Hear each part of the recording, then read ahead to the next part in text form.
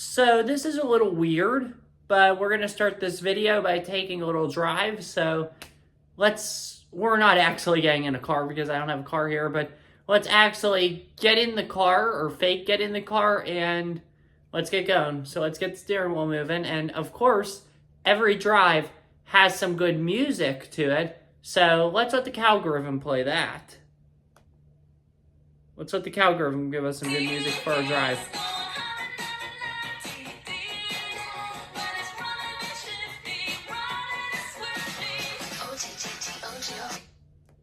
Alrighty, we finished our drive and we are at our location, and guess where it is? Take a little guess.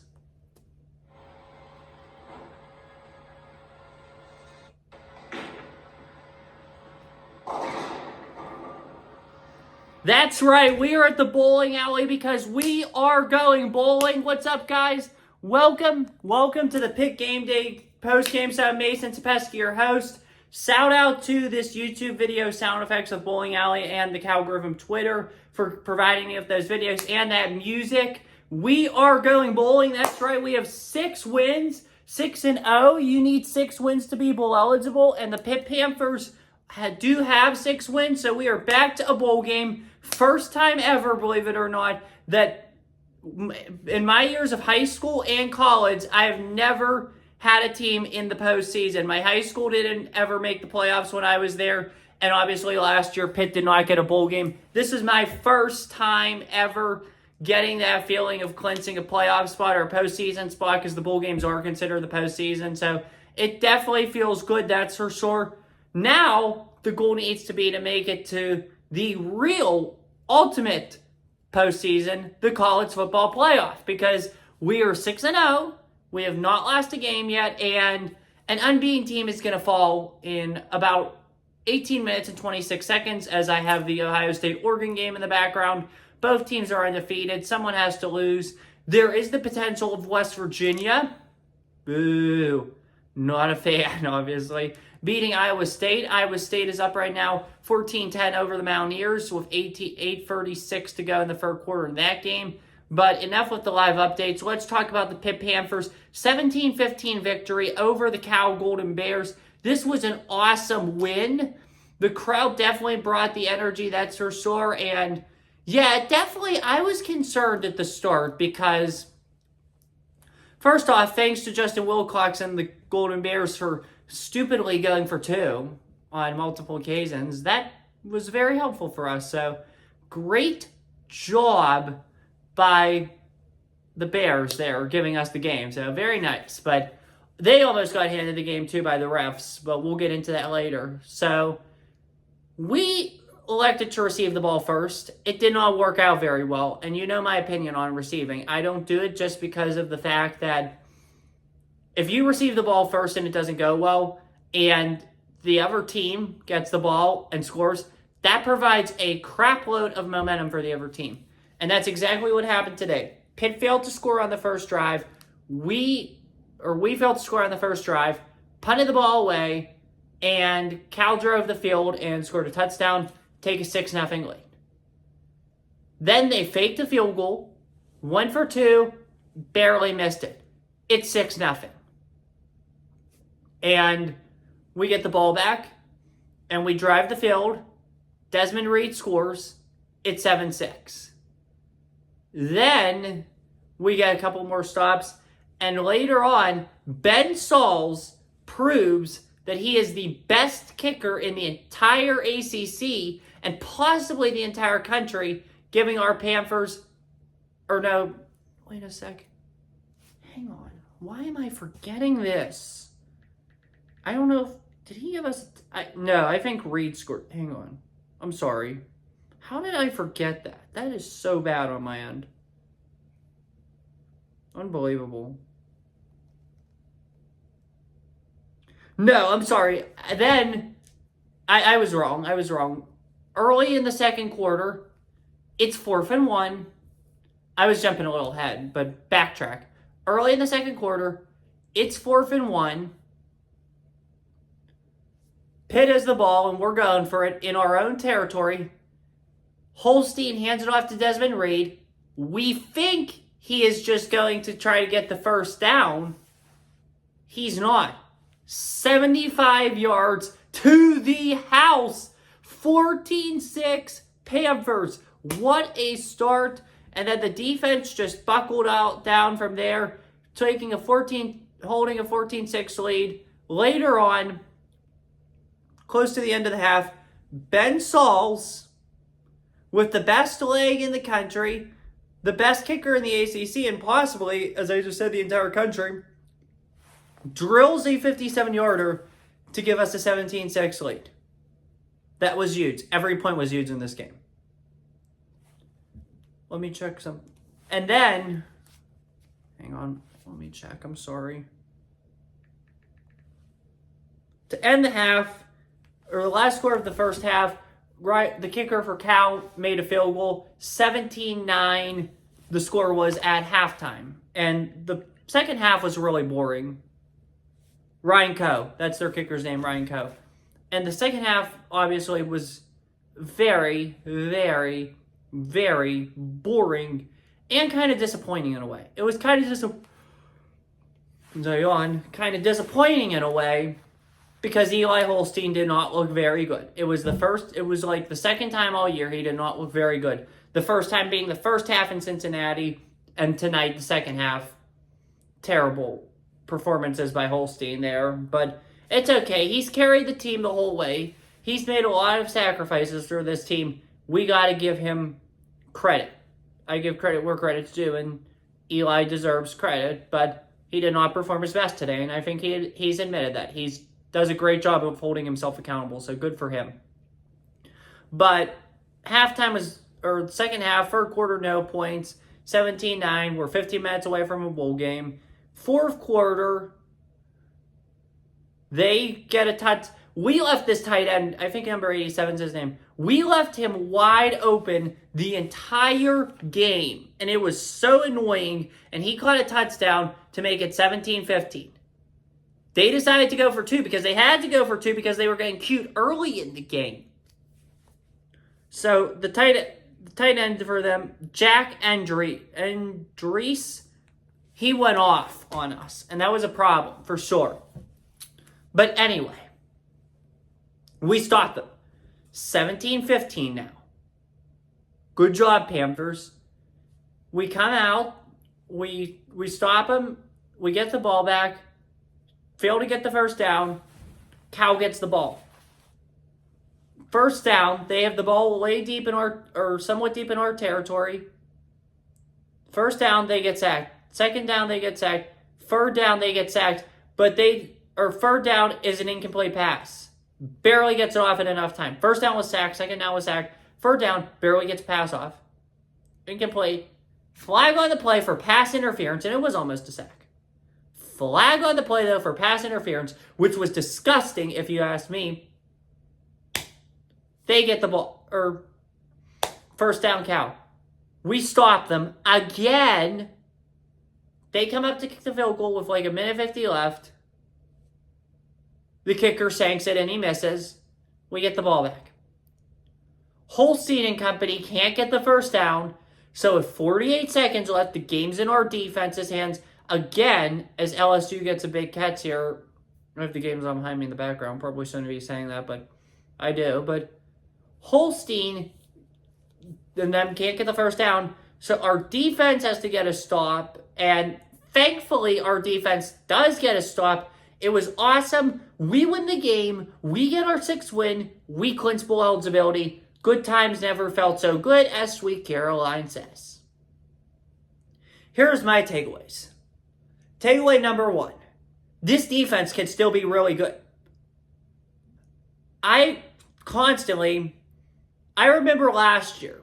When you think back to last year, and no, I'm not going to go on a big rant, the main guys that did well for the team last year, out of the few who did, were all defensive guys.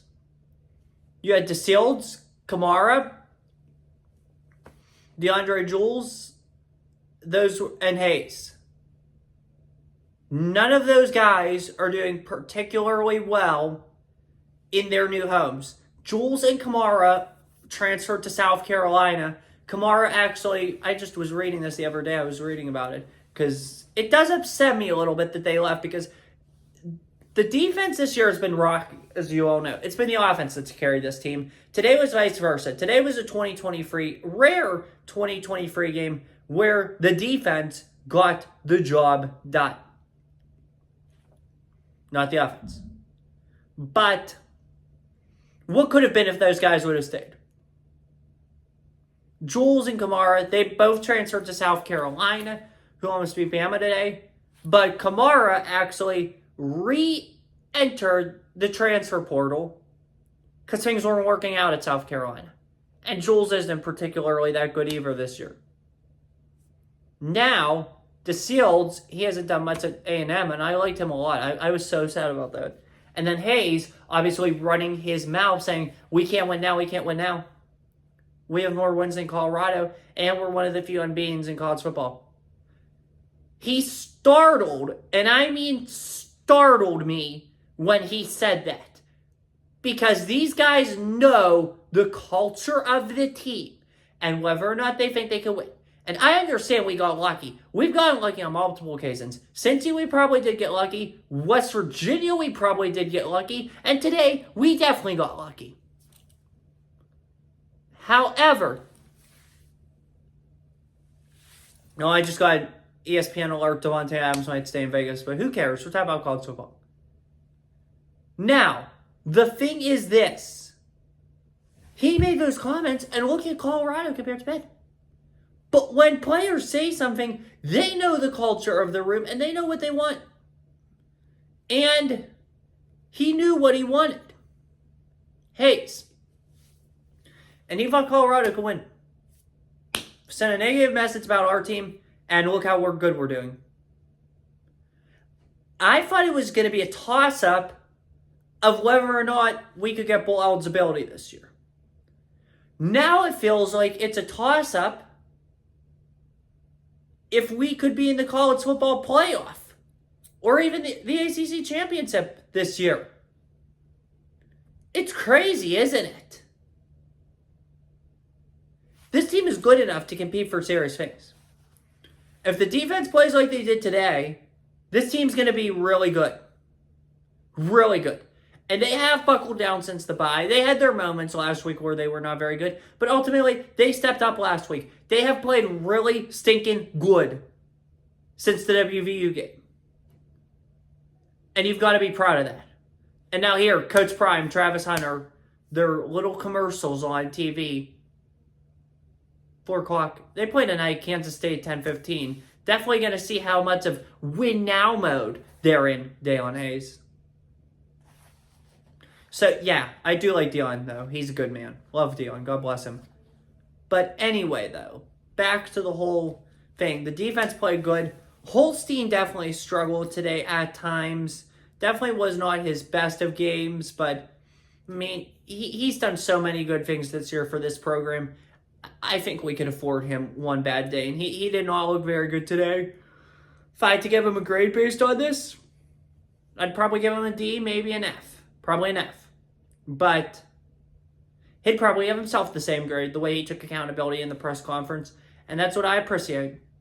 The fact that he took accountability. And you can't blame Cade Bell for the offensive struggles. He was very good and very creative today. He called a good game. I mean, I wouldn't give him an A based off how many points the offense scored, but I would consider giving him a B. Probably a B. Holstein did force it, though.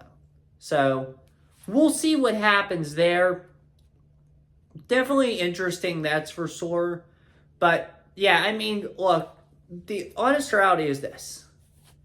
This team is a really good football team. It really is.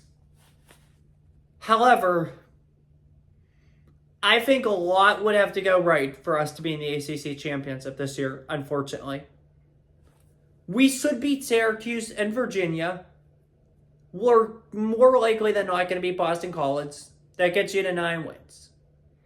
We have to take 2 out of 3, essentially, against SMU, Clemson, and Louisville. And that's going to be tough. SMU is manageable. I do have some unfortunate news, though, about Another sport at Pitt, the women's volleyball team unfortunately fell today. It was their first defeat of the year to SMU in Dallas. SMU has a very tough volleyball team. I saw them the other night. It was Pitt swept them the other night at the Fitzgerald Fieldhouse, but SMU definitely did play their rear end off. So good job to SMU. That is a very good college volleyball team. If you like college volleyball and you want to pick a college volleyball team to go far this year, or you just want to be a fan of one, and you're not crazy about Pitt, I don't know why you wouldn't be, because Pitt's awesome. Pitt's still number one until Monday, which who knows if they will be. It's going to either be them or Nebraska, which will definitely be interesting, but SMU is a good volleyball team. They are. And Pitt volleyball, this was their first loss of the year, so it was a great run for them.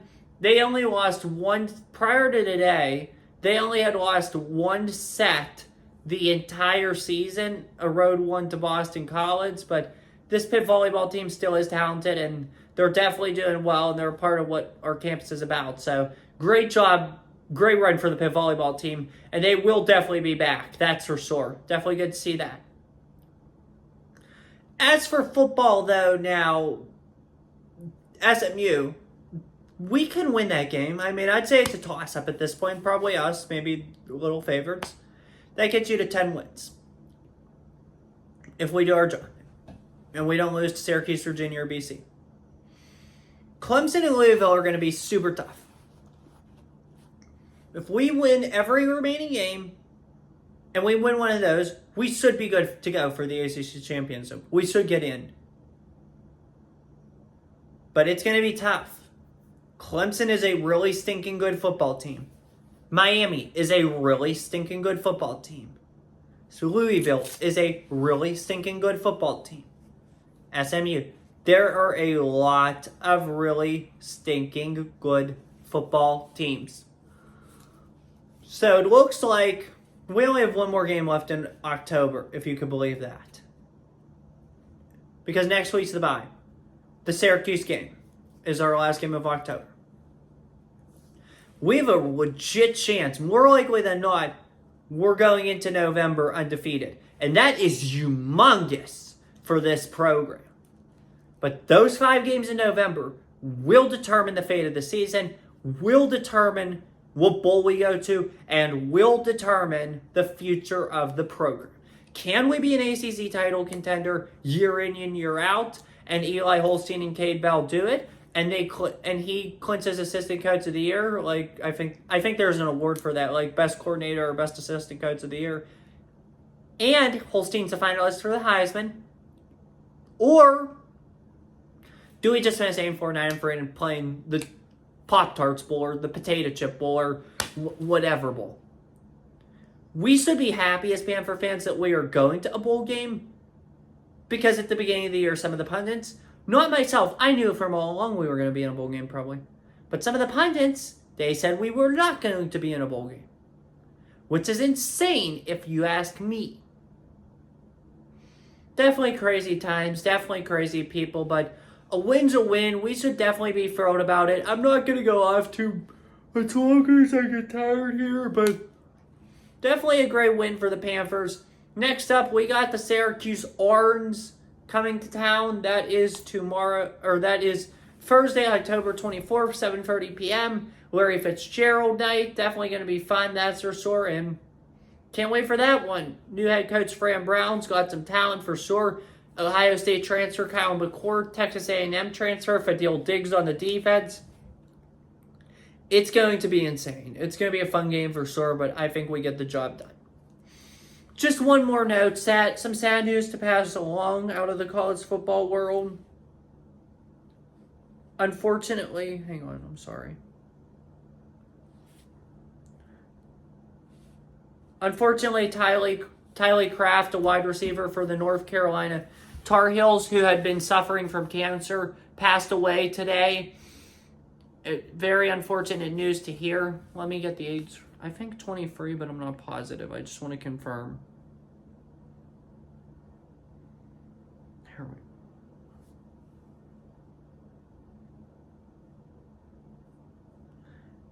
He was 23 years old. He had stage 4 lung cancer. Very unfortunate news, that's for sure.